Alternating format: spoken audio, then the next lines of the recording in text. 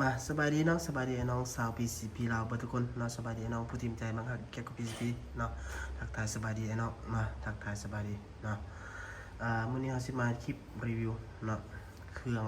อยู่ห้านเฮาแล้วก็ส่งก่อนส่งงานลูกค้าเนาะ2กระบอกเป็นทักติคอแล้วก็ทับเอ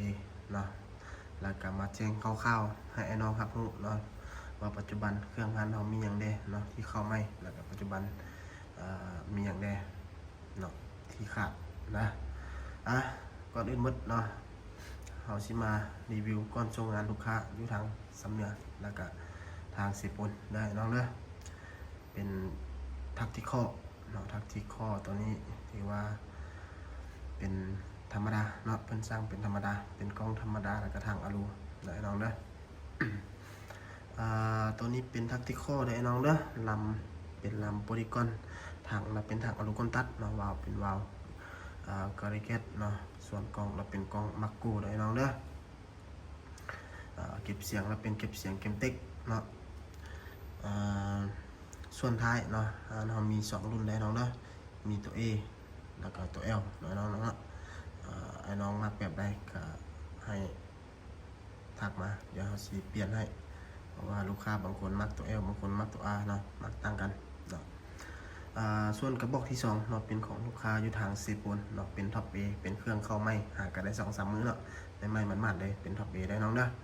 เป็นท็อป A เนาะ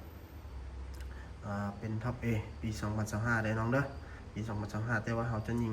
เลเซอร์อยู่หันเป็นปี2024เนาะเพราะว่าไฟล์เขาเจ้าลืมเปลี่ยนให้เนาะแต่ผมเป็นอย่างเนาะเบิ่งที่โมเดลเด้อเบิ่งงานได้น้องเด้อเพราะว่าสติกเกอร์เขาเจ้าสกรีนมาแนวใดก็ถือว่าอันนั้นมันเป็นภายนอกเนาะเบิ่งที่อยู่โมเดลมันเนาะการใช้งานออปชันอีหยังมาต่างๆเนาะตัวนี้เป็นท็อป A เนาะวาล์วก็คือเก้าปรับในถังเป็นถังคาร์บอนได้น้องเด้อถังเป็นถังคาร์บอนเก็บเสียงเก็บติ๊กไอ้น้องคนใดสั่งเครื่องชุดนี้ช่วงนี้เนาะแล้วมันได้ลำโพลีกอนได้น้องเด้อกล้องเราเป็นกล้องเวทมอนเตอร์เนาะเดี๋ยวตัวนี้จะต่างจากชุดแล้วนี่แหละน้องเด้อเดี๋ยวเราจะมาเบิ่งเลยเนาะตัวนี้เป็นเนาะน้องจะเห็นบ่เนาะ เป็นท็อป A เนาะส่วนการใช้งานนี่อย่างต่างๆกับไอ้น้องก็น่าจะรู้เลยเนาะที่เปลี่ยนใหม่ก็คือเนาะรางจับกล้องเราจะเป็นราง11ได้น้องเด้อเป็นราง11มิลเนาะนี่เนาะรางจับกล้องนี่จะเป็นราง11มิลเนาะความรู้สึกเนาะคิดว่าหน้าเครื่องชุดนี้น่าจะเบาเนาะกระทัดรัดจะเบาเนาะเป็นท็อป A นี่เพราะว่าเรื่องน้ำหนักเรื่องอีหยังก็ท็อป A นี่น่าจะเบากว่าหมู่แล้วแหละในตระกูลปืนPCP Epic เนาะท็อป A นี่น่าจะเบากว่าหมู่เนาะมีตามนี้เลยเนาะถ้าลูกค้าเนาะเจ้าของเครื่องเห็นแล้วก็ฝากเนาะคอมเมนต์ให้เครดิตได้เนาะฝากคอมเมนต์ฮับเครื่องได้นะอยู่ทางช่อง YouTube ในวิดีโอนี่แหละเนาะส่วนลูกค้าท่านใดเนาะที่สนใจเนาะเครื่องงานของปัจจุบันนี้ยังมีอยู่ท็อป A เนาะแล้วก็ทักติคอนี่ถือว่ายังไรเนาะMC K2 ได้น้องเด้อไอ้น้องคนใดสนใจชุดเฟรมชุดยิงเนาะ K2 MC เนาะเขาขายแยกได้น้องเด้อมีขายแยกเนาะมีขายแยกมีขาย